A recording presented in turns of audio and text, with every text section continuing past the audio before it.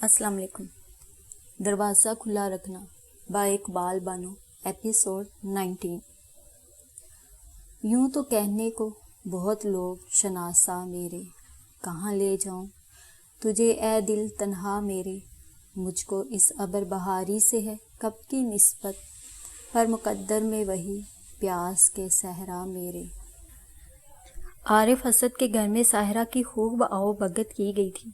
अम्मी ने उसे मोहब्बत से गले लगाया था, बुशरा भाभी ने उसकी बलाएं ली थीं और अनूबा तो उसके गले का हार बन गई थी। इतनी मोहब्बतें पाकर वो शर्मिंदा हो गई थी। भला मैं इस काबिल हूँ? ये लोग कितने मुखलिस और अच्छे हैं, और उन्होंने मुझसे कुछ पूछा तो मैं क्या बताऊंगी? क्या सब कुछ सच सच बता दूं या फिर झूठ का सहारा लूं? या खुदा मुझे माफ़ कर दे, इतने प्यारे लोगों को मैं धोखा नहीं दे सकती। दूसरे रोज़ सुबह नाश्ते की मेज़ पर घर के सभी अफराद मौजूद थे। आरिफ असद उसके बिल्कुल करीब बैठा था। अम्मी पापा के लिए चाय बना रही थी। अनूबा कॉलेज जाने के लिए बिल्कुल तैयार थी और जल्दी जल्दी नाश्ता कर रही थी। बुशरा भाभी अपनी बेटी सोमी को नाश्ता करवा रही थी। साहिरा के हलक में नवाला अटकने लगा। ज़हनी यादों के समंदर में इस नाम का पत्थर पड़ा तो दिल में टीसें उठने लगी और दिल का लहू आंखों में नमी बनकर उतर आया। बेटा, हाथ क्यों रोक लिया? नाश्ता करो, अपना ही घर समझो। असद साहब ने साहिरा को कुछ सोचते पाकर कहा तो वो मुस्कुराकर चाय के सिप लेने लगी।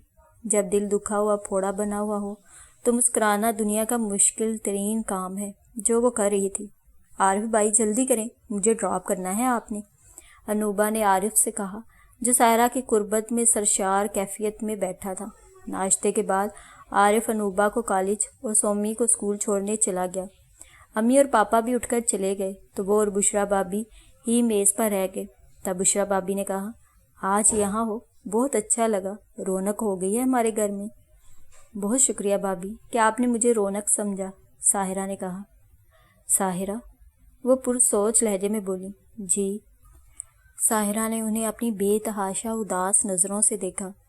ऐसा नहीं हो सकता, ये रौनक सदा यहीं रहे, मेरे साथ इस घर की हर शय में शरीक हो।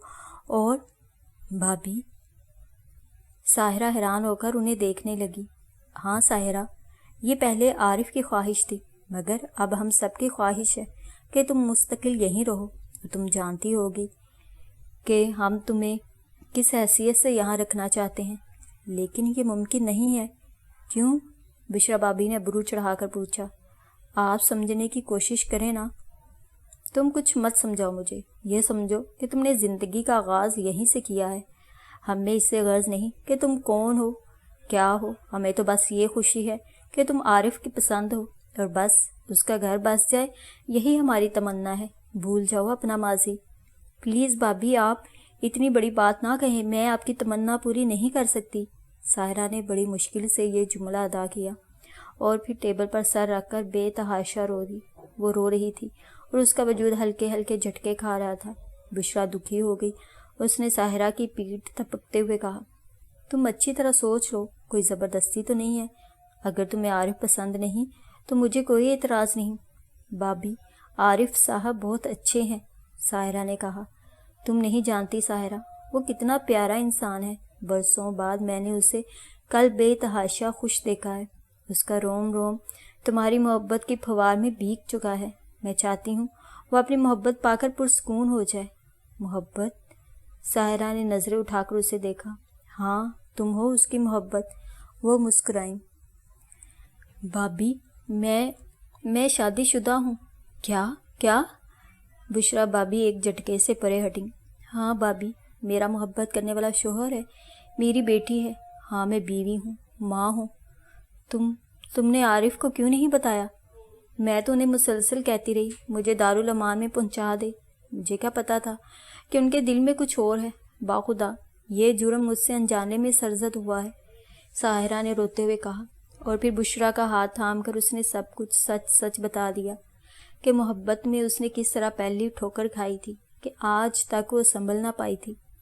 बुशरा को साहिरा ने अपने बारे में सब बता दिया, मगर उसने उसे ना अपने शौहर का नाम बताया और ना ही मियाँ जी का। मैंने भाभी आपको सब कुछ बता दिया है। آپ عارف صاحب کو بتا دیجیے گا۔ ساحرہ التجا کر رہی تھی۔ اس کا مطلب تو یہ ہے کہ عارف جہاں کھڑا تھا آج بھی وہیں پر ہے۔ وہ پرسوچ لہجے میں بولی۔ میرا کوئی دوش نہیں ہے، ساحرہ بولی۔ مجھے معلوم ہے، اب میں اسے کس طرح بتاؤں گی؟ ساحرہ، کتنی بڑی آزمائش میں تم نے مجھے ڈال دیا ہے۔ میں عارف کو ٹوٹتے ہوئے نہیں دیکھ سکتی۔ بشریٰ کی آواز بھرا گئی۔ ابھی وقت ہی کتنا گزرا ہے، ساحرہ نے کہا۔ ساحرہ، تم نے تو محبت کی ہے اور تم جانتی ہو کہ انسان کسی کو چاہے تو ایک رات میں ہی وہ برسوں کا سفر طے کر لیتا ہے اپنے تخیل کے زور پر۔ اور پتہ نہیں، عارف نے بھی اپنی محبت، اپنی خواہشوں کو انسانی پیکر میں تمہاری شکل میں سامنے پا کر کتنی صدیوں کا فاصلہ ان چند دنوں میں طے کر لیا ہو۔ بشریٰ نے دوپٹے کے پلو سے اپنی آنکھوں میں آئے آنسو صاف کیے اور ساحرہ سے بولی، اگر ہو سکے تو تم بھی عارف کو سمجھانے کی کوشش کرنا۔ ساحرہ صرف سر ہلا کر رہ گئی۔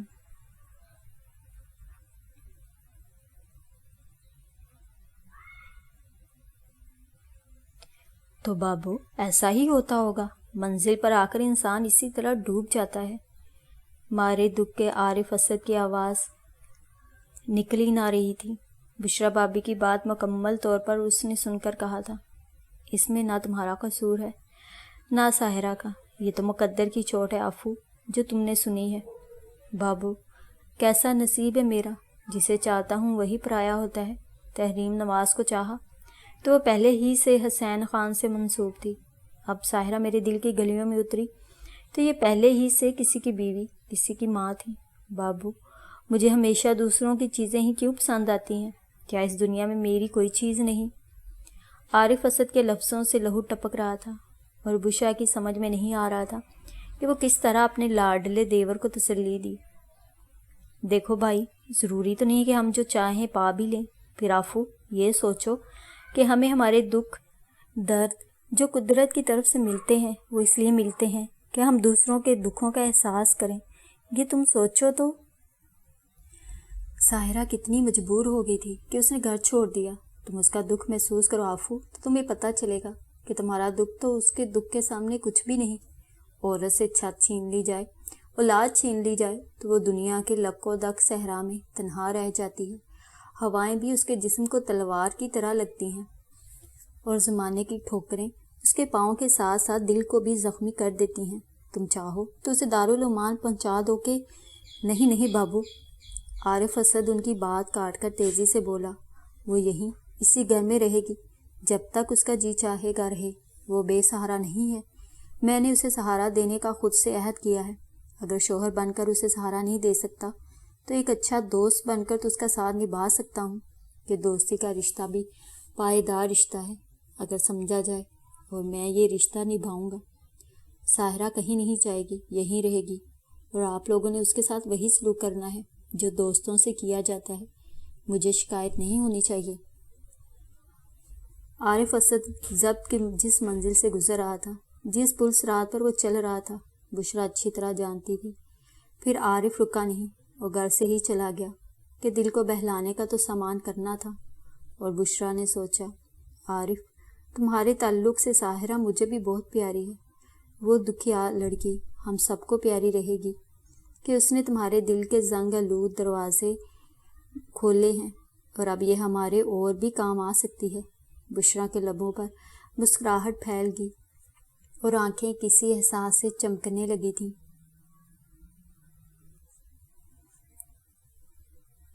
شمس الرحمن نے گلی کا موڑ کاٹا ہی تھا کہ کوئی ایک دم ہی ان کے سامنے آ گیا، اور دوسرے ہی لمحے وہ ان کے قدموں سے لپٹا ہوا ان کے گھٹنوں سے پیشانی رگڑتے ہوئے کہہ رہا تھا، مجھے معاف کر دیجیے، مجھے معاف کر دیجیے ابا جی۔ شمس الرحمن حیران اور ششدر رہ گئے تھے۔ ہاں ابا جی، میں کون؟ وہ ہکلا کر بولے تو ان کے قدموں سے لپٹے شخص نے سر اٹھا کر انہیں دیکھا۔ اسٹریٹ لائٹ کی مدھم روشنی میں بھی اس شخص کے نقوش انہوں نے صاف دیکھ لیے۔ آنکھوں میں آنسو بھرے تھے اور چہرے پر بھی آنسوؤں کی نمی باقی تھی۔ شانو، شمس الرحمن کے لبوں سے یہ نام ایسے ادا ہوا جیسے پھولوں پر شبنم گرتی ہے۔ ہاں ابا جی، آپ کا شانو۔ آپ کا گنہگار، آپ کو دکھ دینے والا شانو آج بہت ہمت کر کے آپ کے پاس آیا ہے، اپنے وجود کے سارے حوصلے مجتمع کر کے آیا اپنے گناہوں کی بخشش کے لیے۔ شانو آہستہ آہستہ بول رہا تھا۔ شمس الرحمن آہستہ آہستہ جھکے اور پاؤں کے بل بیٹھ گئے۔ انہوں نے شانو کا آنسوؤں سے تر چہرہ اپنے دونوں ہاتھوں کے پیالے میں تھام لیا۔ ان کے ہاتھ کانپ رہے تھے اور لبوں پر ایک ہی نام تھا، آنکھوں میں آنسوؤں کے ساتھ وہی نام کشتی بنا تیر رہا تھا۔ شانو، میرا شانو، تو آ گیا، مجھے بوڑھے پر رحم آ گیا شانو۔ انہوں نے اس 6 فٹ جوان کو سینے سے لگا کر بھینچ لیا، پھر ان کے لبوں نے شانو کے چہرے کا ایک ایک نقش چوما۔ وہ کبھی شانو کے ہاتھ اپنے لبوں سے لگاتے، کبھی اسے سینے سے چمٹاتے۔ تو واقعی آ گیا ہے، یہ سچ ہے نا شانو؟ تو ہمیشہ کے لیے آ گیا ہے نا؟ وہ اس کی آنکھوں میں دیکھتے ہوئے کہہ رہے تھے۔ اب تو نہیں جائے گا مجھے چھوڑ کر؟ دیکھ شانو، اب میں بوڑھا ہو گیا ہوں، تیرے انتظار نے میری زندگی عادی کر دی ہے۔ میں خدا سے کہتا تھا کہ میرا شانو مل جائے، پھر بے شک میری سانس کی ڈور ٹوٹ جائے، میں ایک بار اپنے بیٹے کو دیکھ لوں۔ اب مجھے موت کا ڈر نہیں ہے۔ خدا نہ کرے ابا جی، آپ کو خدا میری زندگی بھی دے دے، آپ سلامت رہیں، میری چھایا رہیں آپ تو۔ شانو نے ان کے ہاتھ چومتے ہوئے کہا، کہاں رہا تو اب تک؟ سب کچھ بتاؤں گا، میرے گھر چلیں۔ تیرا گھر؟ انہوں نے حیرت سے پوچھا۔ جی ابا جی، میرا گھر، جہاں میری بیوی ہے، مانی اور شجی ہیں، بہت شریر ہیں دونوں۔ اس نے بتایا۔ تو نے شادی بھی کر لی، مجھے بتایا ہی نہیں، اطلاع ہی نہ دی۔ میں نے تو آپ کو کوئی بھی اطلاع نہیں دی کہ کہاں ہوں، کیا کر رہا ہوں، تو شادی پر کیسے بلاتا؟ پھر آپ نے بھی تو مجھے تلاش نہ کیا تھا۔ شکوہ شاہ نواز کے لبوں سے ابل پڑا۔ تجھے کیا پتا شانو، کتنا تلاشا تھا میں نے تجھے، یہاں کے مقامی اخباروں میں اشتہار دیے تھے، مگر تو نہ جانے کہاں چلا گیا تھا، پتہ نہیں کہاں چھپ گیا تھا کہ میں تیری صورت کو ہی ترس گیا۔ واقعی ابا جی، آپ نے مجھے تلاشا تھا؟ کیا اولاد کھو جائے تو باپ کا یہ فرض نہیں؟ وہ پوچھنے لگے۔ آپ کو میرے جانے کا دکھ ہوا تھا بیٹا، یہ تو وہی بات ہے کہ کوئی یہ کہے تمہارا دل نکالوں تو تمہیں تکلیف تو نہ ہوگی، تم تو میرا دل تھے، میری آنکھوں کی پہلی روشنی تھے، پھر بھلا مجھے دکھ نہ ہوتا؟ شمس الرحمن نے بے اعتبار بیٹے کو مطمئن کرنے کی کوشش کی۔ سوری ابا جی، میں یہی سمجھتا رہا کہ آپ کو میری ضرورت ہی نہ تھی۔ شانو واقعی شرمندہ تھا، وہ مسکرا کر رہ گئے۔ پھر شانو نے ساتھ لگائے اپنی موٹر تک لے آیا جو سڑک پر ایک کنارے کھڑی تھی۔ فرنٹ سیٹ کا دروازہ کھول کر شمس الرحمن کو بٹھایا اور پھر خود ڈرائیونگ سیٹ پر آ بیٹھا۔ ابا جی، آپ نے مجھے کیسے پہچان لیا؟ خون کو پہچان لیتا ہے، کیا تم مجھے نہیں پہچان گئے؟ انہوں نے محبت سے اسے دیکھا۔ آپ کا تو ایک ایک نقش میرے ذہن کے سلیٹ پر کنندہ ہے، صدیاں گزر جائیں میں بھلا بھول سکتا ہوں؟ وہ دھیرے سے بولا۔ انہیں بیٹے کے ساتھ جاتے ہوئے ایک عجیب سی طمانینت کا احساس ہو رہا تھا۔ شانو کی قربت انہیں سرشار کر رہی تھی۔ انہیں تو شانو کو پہچاننے میں ذرا بھی دقت نہ ہوئی تھی۔ انہیں یقین تھا کہ ویسے بھی کسی روز شانو ان کے سامنے آ جاتا تو وہ اسے پہچان لیتے۔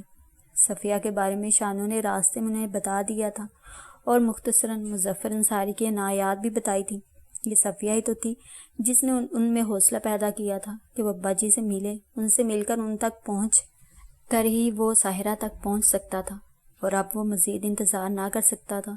وہ جلد از جلد ساحرہ سے مل کر اپنے ذہن میں کل بلاتے سوال کرنا چاہتا تھا، اس کے آنسوؤں کی داستان سننا چاہتا تھا، اس کے زخموں پر مرہم رکھنا چاہتا تھا۔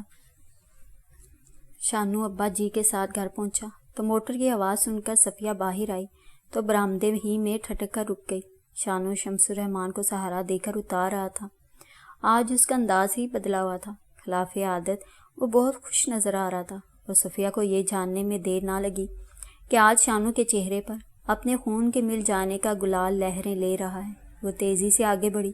السلام علیکم ابا جی، صفیہ ان کے قریب جا کر بولی تو شمس الرحمن نے اسے گلے لگا لیا۔ تم نے کیسے جانا یہ میرے ابا جی ہیں؟ ان کی پیشانی کے نور نے بتایا ہے کہ یہ ہمارے ابا جی ہیں۔ صفیہ مسکرا کر بولی تو شمس الرحمن ہنس دیے۔ بہت ذہین ہے میری بہو، کوئی شک کی گنجائش نہیں ابا جی۔ شانو بھی ہنس دیا۔ آفی، شجی، دیکھو تو کون آیا ہے بھلا؟ صفیہ بچوں کو آوازیں دیتی ہوئی اندر چلی آئی۔ شانو شمس الرحمان کو لے کر ڈرائنگ روم میں چلا گیا تو شمس الرحمان دروازے ہی میں ٹھٹک گئے۔ سامنے کارنس پر ہی شانو کی فل وردی میں تصویر سنہری فریم میں جکڑی ہوئی تھی، اور ساتھ ہی ایک چھوٹے سے سلور فریم میں شانو کی بلیک اینڈ وائٹ وہ تصویر تھی جب شانو نے گھر چھوڑا تھا۔ اس کی عمر تو شمس الرحمان کو یاد تھی۔ وہ آگے بڑھے اور شانو کی وہ تصویر اٹھا لی جس میں معصومیت اور خوف اس کے چہرے پر گڈمڈ ہو گئے تھے۔ ابا جی، یہ تصویر صفیہ کے ابا نے اتروائی تھی اور پھر مجھے دے دی تھی تاکہ میں اپنا وقت یاد رکھوں۔ صفیہ کو یہ بہت پسند ہے، اس لیے یہاں سجا رکھی ہے۔ یوں بھی ابا جی، آپ کے ذہن میں خدا نخواستہ کوئی خدشہ ہو کہ یہ شانو نہیں ہے تو آپ اس فوٹو سے پہچان سکتے ہیں کہ یہ میں ہی ہوں۔ بیٹا، تصویریں بھی اتنی پہچان نہیں کرواتی جتنا خون کا جوش پہچان کرواتا ہے۔ شمس الرحمان کی آنسوں سے بھیگی ہوئی آواز صفیہ اور شانو کے کانوں سے ٹکرائی تو صفیہ گردن ہلا کر رہ گئی تھی۔ شجی مانی کا ہاتھ تھامے اندر آ گئی۔ کون آیا ہے مما؟ بیٹا، تمہارے دادا ابا آئے ہیں، ملو، صفیہ نے شجی سے کہا۔ وہ چند لمحے تو شمس الرحمان کو دیکھتی رہی۔ انہوں نے بازو پھیلائے تو وہ دوڑ کر ان سے لپٹ گئی۔ مانی بھی چھوٹے چھوٹے قدم اٹھاتا ہوا ان کے قریب گیا تو انہوں نے اسے بھی لپٹا لیا کہ یہ ان کے اپنے بچے تھے۔ صفیہ بیٹی، یہ احساس کتنا دلکش ہے کہ میں نے کھویا ایک بیٹا تھا، ایک اولاد کھوئی تھی اور پائے 4 ہیں۔ شانو کے ساتھ تم ملی، اتنے پیارے 2 موتی ملے، میں کتنا خوش قسمت ہوں۔ خدا نے میرے صبر کا پھل کتنا میٹھا دیا ہے، آج میری روح تک سرشار ہو گئی ہے۔ شمس الرحمان کی آنکھیں بھیگ گئی تھی مگر لب مسکرا رہے تھے۔ یہ فتح کی مسکراہٹ تھی، اپنے بچوں کی خوشیاں دیکھ لینے کی مسکان تھی جو ان کے لبوں پر سجی ہوئی تھی۔ اور آج تو شانو بھی سب پریشانیوں کو بھلائے بہت خوش نظر آ رہا تھا۔ خدایا، میرے چمن کو میری ہی نظر نہ لگ جائے، صفیہ نے دعا کرتے ہوئے آنکھیں موند لی۔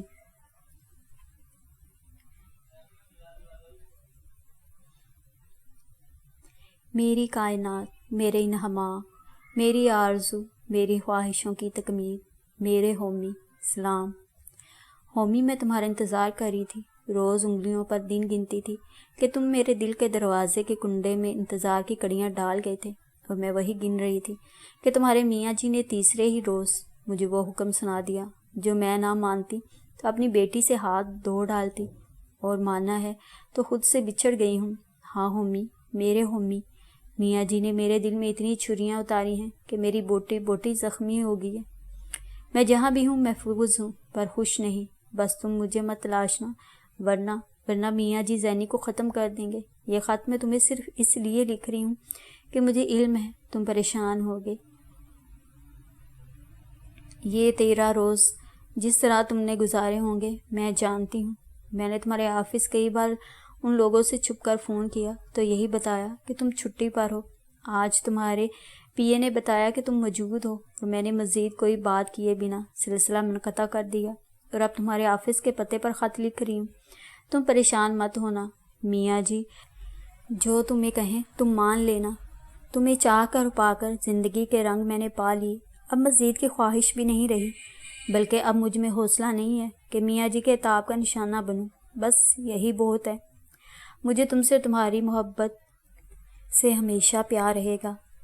میں تمہاری منتظر رہوں گی۔ پھر بھی تم تک پہنچنے کے لیے اگر کوئی راستہ نظر آیا تو میں اس راستے پر چل پڑوں گی۔ ابھی تو مجھے کچھ دکھائی نہیں دیتا۔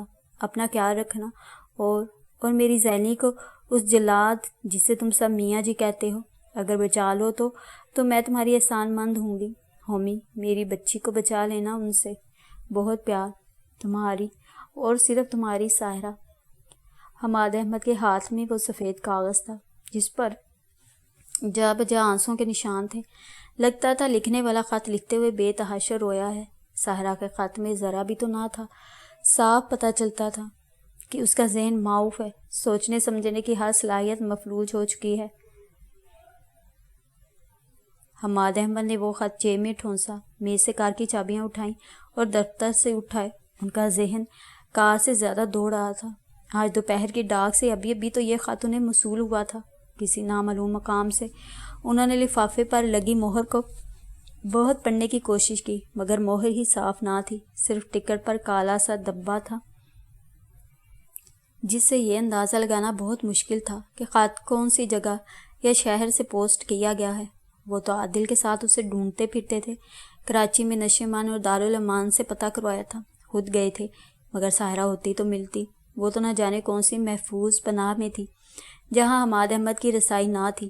حماد احمد گھر پہنچے اور کار سٹارٹ چھوڑ کر ہی تقریباً بھاگتے ہوئے میاں جی کی خواب گاہ میں پہنچ گئے۔ میاں جی؟ حماد احمد کے لبوں سے یہ نام اس طرح نکلا جیسے بٹی سے شعلہ نکلا ہو۔ میاں جی جو بستر پر بیٹھے زینی سے کھیل رہے تھے، زینی لیٹی ہوئی گوں گوں گاں گاں کر رہی تھی۔ انہوں نے چونک کر حماد احمد کو دیکھا، مارے غصے کے حماد احمد کا چہرہ لال ببھوکا ہو رہا تھا۔ کیا بات ہے حماد؟ آپ نے جو جھوٹ بولا تھا وہ کھل گیا ہے۔ آپ چاہتے تھے میں ساروں سے نفرت کرنے لگوں، تو یہ آپ بھول جائیں، جو محبت کرتے ہیں وہ نفرت کا جذبہ دل میں نہیں رکھتے۔ ختم کر دیں گے آپ زینی کو، گھونٹ دیں اس کا گلا۔ یہی دھمکی دی تھی نا آپ نے اسے، اور وہ بے وقوف اس کی زندگی کی خاطر اپنی زندگی داؤ پر لگا بیٹھی۔ مارے دکھے حماد احمد کی آواز بھی نہ نکل رہی تھی۔ کیا ثبوت ہے تمہارے پاس؟ میاں جی اپنے دل کی گرتی عمارت کو سنبھالتے ہوئے بولے، یہ رہا ثبوت، ساحرہ کا خط۔ حماد احمد نے کوٹ کی جیب سے کاغذ نکالا تو میاں جی کو لگا جیسے حماد احمد نے جیب سے کاغذ نہیں بلکہ سانپ نکالا ہو۔ ان کی آنکھوں میں حیرت بھر گئی۔